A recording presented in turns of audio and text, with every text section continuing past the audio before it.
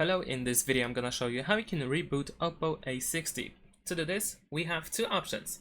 The first one is by pressing the volume up button and the power button together at the same time.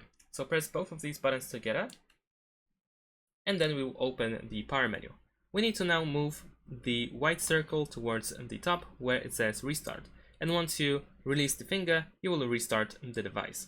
If this doesn't help, if for some reason you cannot really restart the device, you can force restart the device as well.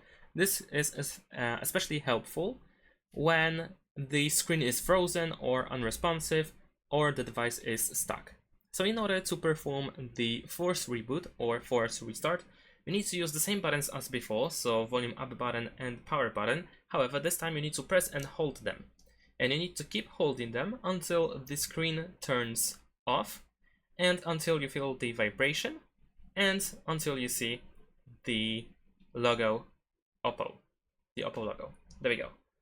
Once you see them, the logo, and once you feel the vibration, you can release the buttons and now the device will turn on.